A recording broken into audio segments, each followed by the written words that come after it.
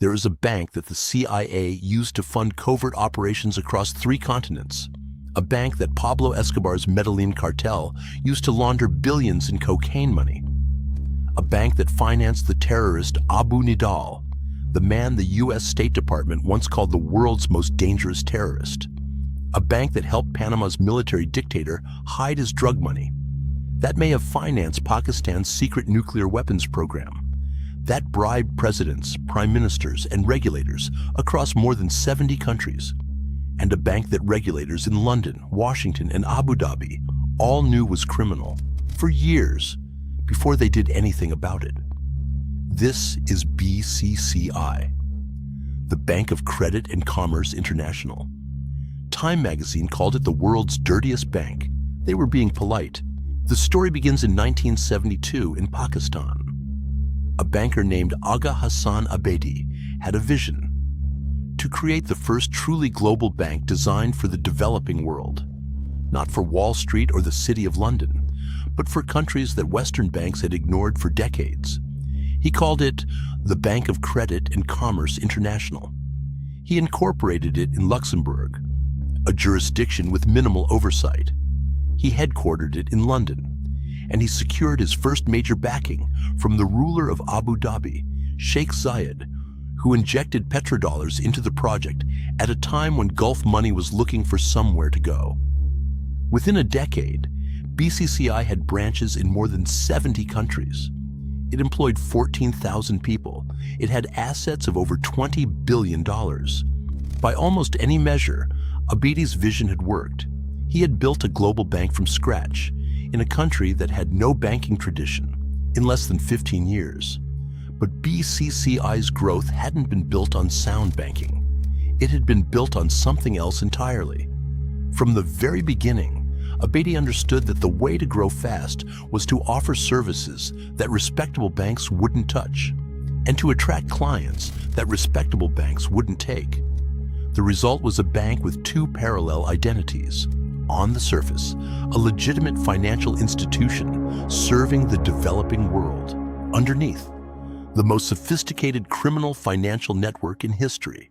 By the early 1980s, the CIA had identified BCCI as something extremely valuable, a bank with branches in countries where the CIA couldn't easily operate, run by people who asked no questions and kept no traceable records.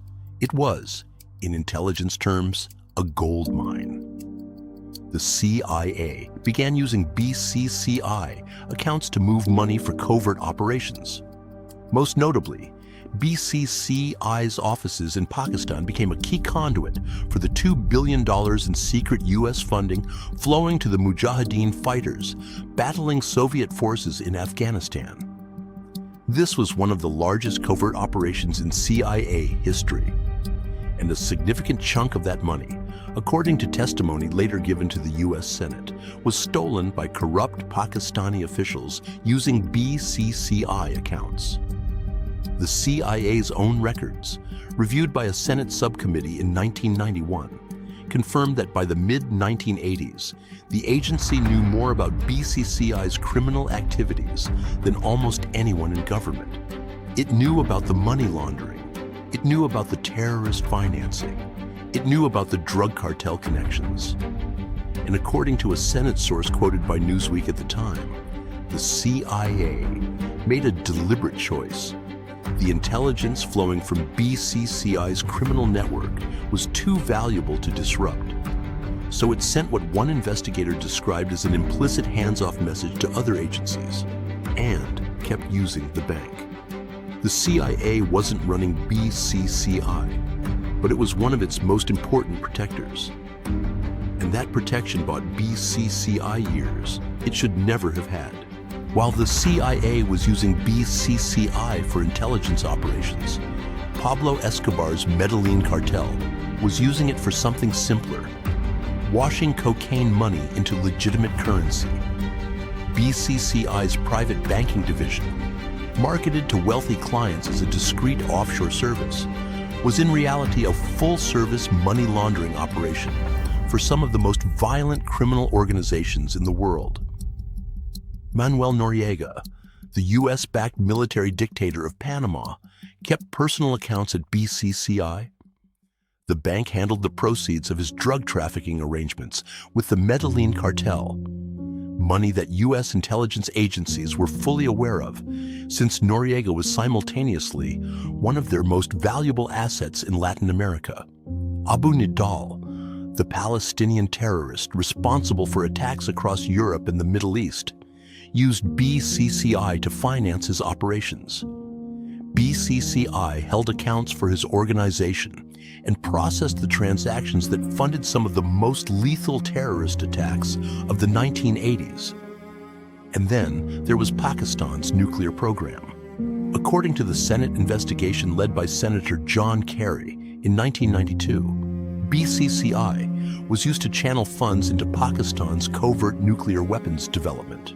Money officially listed as foreign aid that was redirected through BCCI accounts.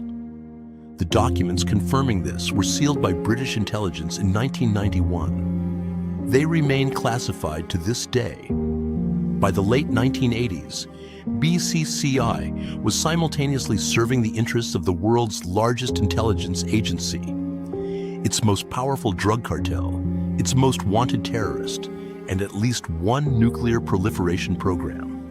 In the history of financial crime, nothing has come close. The first real crack in BCCI's armor came not from regulators, but from a US federal agent named Robert Mazur. In 1986, Mazur went undercover as a wealthy businessman with connections to Colombian drug money. His operation, called Sea Chase, was run by US Customs. For 2 years, Mazur attended black tie events, built relationships with BCCI's most senior private bankers, and recorded everything. He posed as a man who needed to move large amounts of cash discreetly, and BCCI's bankers were delighted to help. They showed him exactly how the system worked, how to move drug money through shell companies, how to disguise its origins, how to make it disappear into the global financial system. In 1988, Mazur surfaced. BCCI's Tampa branch was indicted. Senior bankers were arrested at what they thought was Mazur's wedding. It was a sting. The bank paid $14 million in fines and promised to clean up its act. It didn't. The fine was a rounding error. BCCI continued operating exactly as before, because the people with the power to close it down had decided, for their own reasons, that they weren't ready to do so. By April 1990, the Bank of England had received a report from Price Waterhouse, BCCI's own auditors, confirming evidence of massive widespread fraud. The Bank of England now knew in writing that BCCI was criminal. Their response was not to close the bank. It was to try to quietly reorganize it, to give Abu Dhabi, BCCI's major shareholder, time to restructure the institution behind closed doors. For 15 months, while thousands of depositors continued to put their savings into BCCI, the Bank of England said nothing. In Washington, the CIA, the Treasury, and multiple banking regulators had each received pieces of information about BCCI's criminal activities over the previous decade. None of them had connected the dots or had chosen not to. It was ultimately a New York District Attorney, Robert Morgenthau, who forced the issue. Acting on information from a Senate subcommittee, Morgenthau launched his own investigation in 1989 and threatened to indict. The Bank of England finally closed BCCI on July 5, 1991. Simultaneous closures in more than 70 countries in a single coordinated action. When BCCI closed, $20 billion was missing. More than 1.4 million depositors in 70 countries lost their savings. Ordinary people who had trusted a bank that governments around the world had quietly decided to protect. Aga Hassan Abedi, BCCI's founder, suffered a heart attack and was never extradited from Pakistan. He died in 1995, having faced no criminal conviction.